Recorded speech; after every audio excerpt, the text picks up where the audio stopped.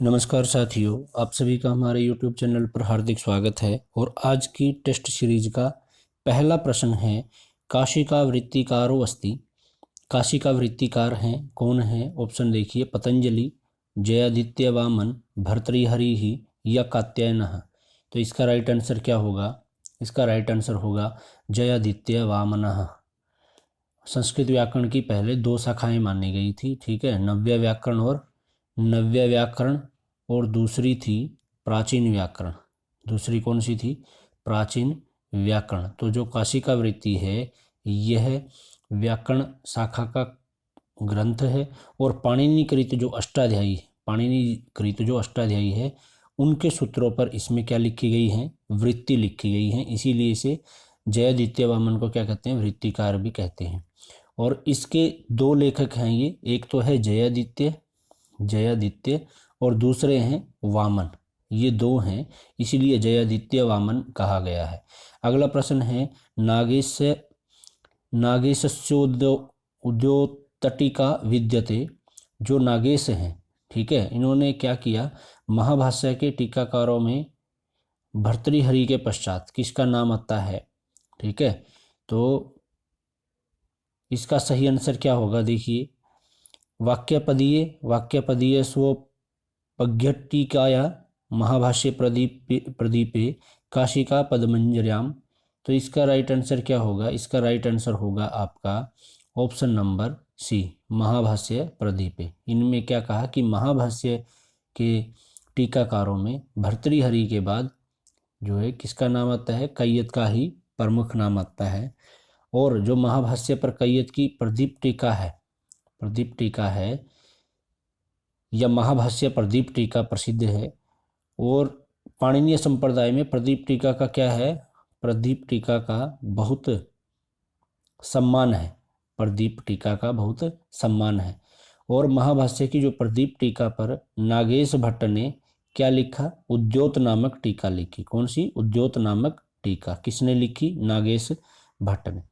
ठीक है, अगला प्रश्न देखिए, रागः इत्यस्मिन् पदे प्रत्ययो अस्ति। रागः शब्द में कौन सा प्रत्यय है? ऑप्शन देखिए, गयः प्रत्यय है, क प्रत्यय, अच प्रत्यय या फिर नन प्रत्यय। तो साथियों इसका सही आंसर क्या होगा? इसका सही आंसर होगा ज्ञ प्रत्यय। ऑप्शन नंबर ए इसका सही होगा, ज्ञ प्रत्यय। ठीक है, इसके पश्चात अगला प्रश्न है, सर्पिषो ज्ञानम अत्र षष्ठी विभक्ति केन सूत्रेण। सर्पिषो ज्ञानम में षष्ठी विभक्ति किस सूत्र के द्वारा होती है? तो इसका राइट आंसर होगा, ऑप्शन देख लीजिए पहले, ज्ञो अविधर्थस्य कर्णे या षष्ठी शेषे या अधिगर्धदयेषाम कर्मणि या कर्तृकर्मणो कृति। तो इसका ऑप्शन नंबर ए सही होगा। ऑप्शन नंबर ए सही होगा। इसके पश्चात अगला प्रश्न है, इसका मतलब ये होता है सूत्र का कि जो ज्ञा है, ठीक है, जो ज्ञान भिन्न अर्थक ज्ञा धातु के कारण इसमें कौन सी होगी? षष्ठी विभक्ति होगी। ठीक है, अगला प्रश्न है, विश्लेष हेतु क्रिया आश्रय प्रतियोगी का अभावत्वे स्ति विभागा आश्रयत्वमिति लक्षणम अस्ति। तो इसमें क्या कहा कि जो विश्लेष का अर्थ है इसमें कि पार्थक्य या अलगाव। क्या अर्थ है? पार्थक्य या अलगाव, अर्थात उसके होने या किए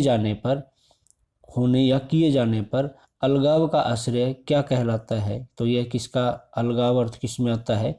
अपादान में।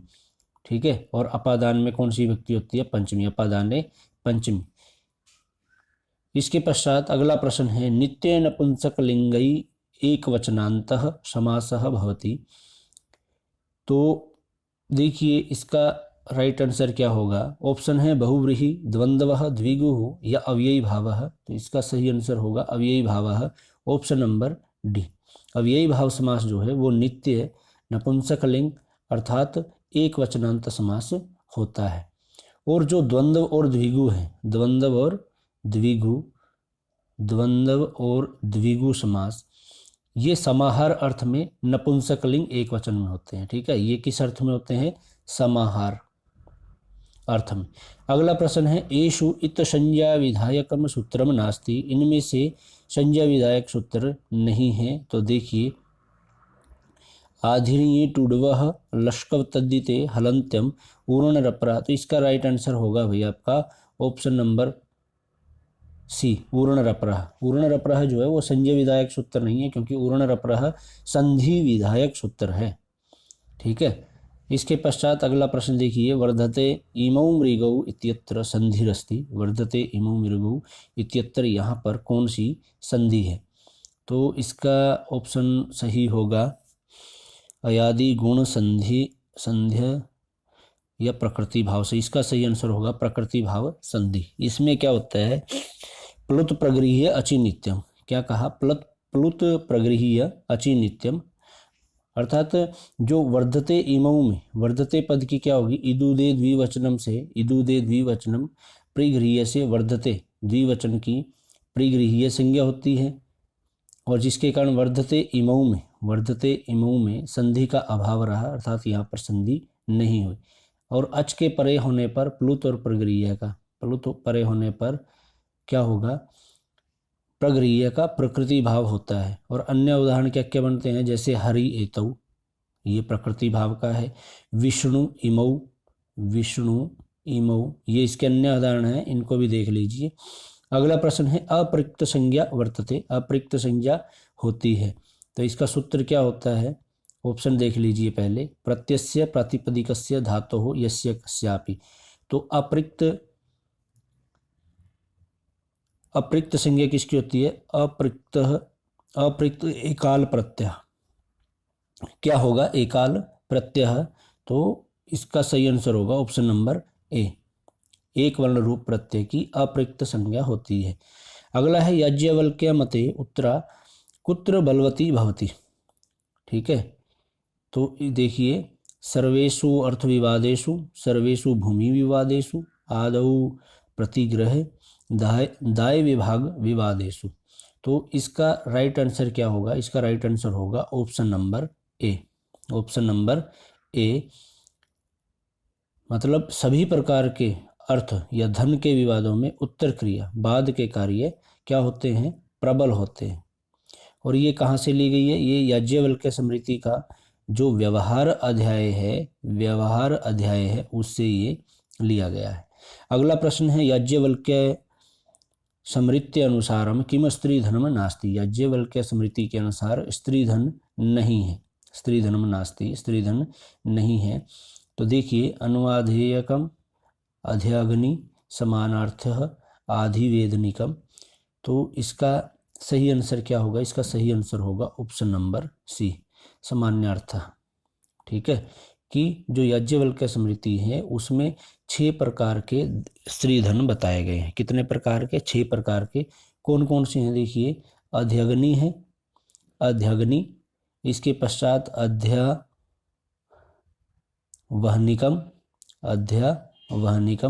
फिर प्रीति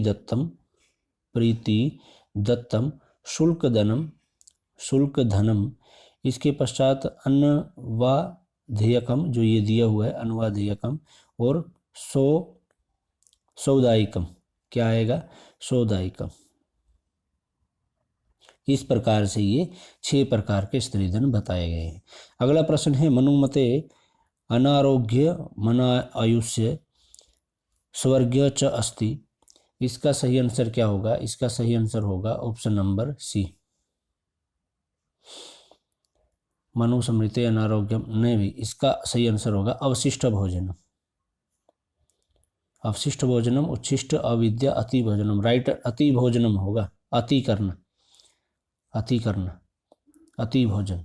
अगला प्रश्न है मनुस्मृते सप्तम अध्याय वर्णनम अस्ति, मनुस्मृति के 7वें अध्याय में किसका वर्णन है? तो इसके 7वें अध्याय में वर्णन मिलता है राजधर्म से, राजधर्म का इसमें वर्णन मिलता है। अगला प्रश्न है जन्मतः पूर्वम शिशोः कति संस्कारः भवन्ति, कि जो जन्म से पहले शिशु के कितने संस्कार होते हैं? जो 16 संस्कार है उनमें से शिशु के जन्म से पूर्व कितने संस्कार होंगे? ऑप्शन देखिए द्वौ, चत्वारः, त्रयः या एकः, तो इसका राइट आंसर क्या होगा? इसका राइट आंसर होगा बी, त्रयः, 3 संस्कार होते हैं। कौन कौन से होते हैं? एक तो होता है गर्भाधानम, इसके पश्चात होता है पुंसवन संस्कार, और तीसरा होता है सीमांतोन्नयन। ये संस्कार बच्चे के जन्म से पहले होते हैं। ठीक है। अगला प्रश्न है नामकरण संस्कारानुसारम बलान्वितम नाम कस्य भवेत्। नामकरण संस्कार के अनुसार ब्राह्मण के नाम कैसे होने चाहिए? बलान्वितम नाम कस्य, बलान्वितम बलवाचक किसका होगा? ब्राह्मणस्य। ऑप्शन नंबर ए, नहीं बलवान तो क्षत्रिय होता है भाई, ऑप्शन नंबर बी होगा क्षत्रियस्य। ठीक है। मंगलम ब्राह्मणस्य, जो मंगल कारक है वह किसका होना चाहिए? ब्राह्मण का। और अक्षत्रियस्य होना चाहिए बलवान, कैसा? बलवान होना चाहिए। वैश्यस्य धन संयुक्तम और शूद्रस्य जुगुप्सितम, ऐसा होना चाहिए। अगला प्रश्न है नमो अरिहंता नाम नमो सब सिद्धानम ईरीण महाराजेन इति वाक्यम कस्मिन् अभिलेखे प्राप्यते। ऐसा वाक्य किस अभिलेख में प्राप्त होता है? तो इसका सही आंसर क्या होगा? इसका सही आंसर होगा ऑप्शन नंबर डी, हाथी गुम्फा लेखे, इसमें प्राप्त होता है। और यह किस लिपि में लिखा गया है? यह खरोष्ठी लिपि में लिखा गया है। अगला प्रश्न देखिए, अशोकस्य प्रमुखः स्तंभलेखाः सन्ति। अशोक के प्रमुख स्तंभ लेख हैं।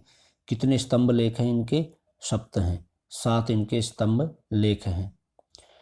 अगला प्रश्न है ऋग्वेदस्य सूक्ते विष्णुदेवाय मंत्राणाम संख्या अस्ति। ऋग्वेद के 154 में, मतलब पहले मंडल के 154वें सूक्त में विष्णुदेव के लिए मंत्राणाम संख्या अस्ति, मंत्रों की संख्या है। कितनी मंत्रों की संख्या है? ऑप्शन नंबर डी इसका सही होगा, 6 मंत्र हैं। ठीक है। और जो विष्णु हैं इनके लिए किस विशेषण का प्रयुक्त किया जाता है? देखिए, उरुगाय, उरुक्रम, इस प्रकार से ये इनके लिए शब्द यूज किए जाते हैं। अगर इनके ऋषि की बात करें तो इनके ऋषि हैं दीर्घतमा। और विष्णु कौन है? इनके देवता हैं। ठीक है। अगला प्रश्न है नचिकेता कस्माद वर्तरयम लब्धवान। नचिकेता किससे 3 वर प्राप्त करती है? तो इसका यम और नचिकेता है ना, यम नचिकेता संवाद सूक्त है। ये जो किस में मिलता है? कठोपनिषद में मिलता है। वहाँ से इसको पूछा गया है प्रश्न को। तो इसका सही आंसर क्या होगा? यमात, क्योंकि यम और नचिकेता का यह है संवाद सूक्त है। ठीक है। अगला प्रश्न है यजुर्वेद संहितायाम प्राधान्येन निरूपणम प्राप्यते। यजुर्वेद संहिता का प्रधान निरूपण किया गया है। किसका निरूपण किया गया है प्रधान रूप से? तो ऑप्शन देखिए, संवादस्य गानानाम यज्ञानाम या दार्शनिक विचारानाम। तो इसका राइट आंसर होगा ऑप्शन नंबर बी, यज्ञानाम। यज्ञों का यजुर्वेद संहिता में वर्णन मिलता है। ठीक है। यजुर्यज्ञते, यज्ञ किससे संबंधित मंत्रों क्या कहा जाता है? यजुस कहा जाता है। और इज्जते अनेनेति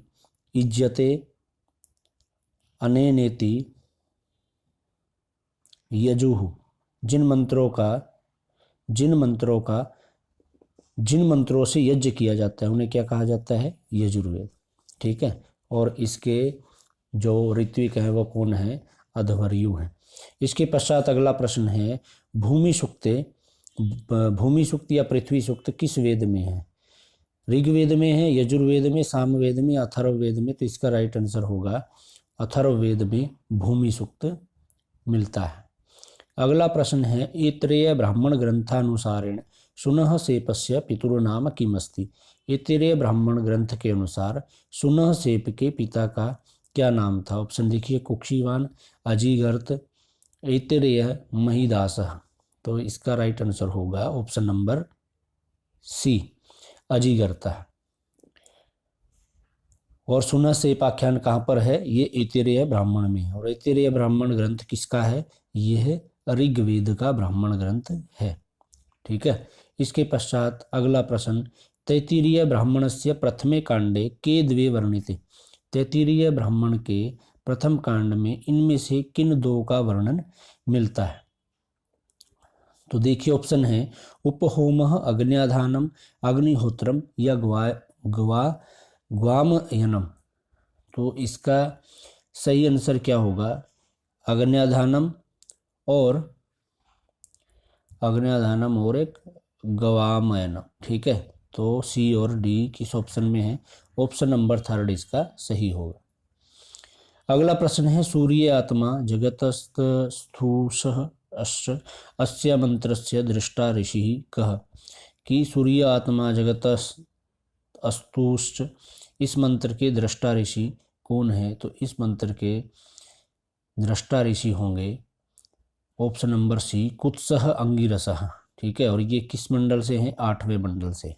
किस मंडल से? 8वें मंडल से। किसके 8वें मंडल से? ऋग्वेद के 8वें मंडल से। अगला प्रश्न है तपसा ब्रह्मचर्येण श्रद्धया विद्यया आत्मानम अन्विष्यात इत्युक्ति कस्याम उपनिषदि प्राप्यते। कि जो यह तपसा ब्रह्मणेन श्रद्धया विद्या आत्मानम अन्विष्यात इत्युक्ति कस्याम उपनिषदि प्राप्यते, यह किस उपनिषद में प्राप्त होती है? तपसा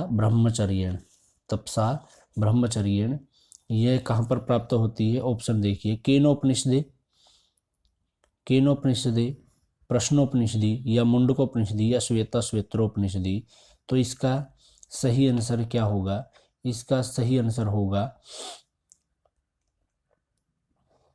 ऑप्शन नंबर सी प्रश्नोपनिषदि। प्रश्नोपनिषद किससे संबंधित है? अथर्ववेद से संबंधित है। किससे संबंधित है? अथर्ववेद से संबंधित है। ठीक है, तो साथियों ये था आज का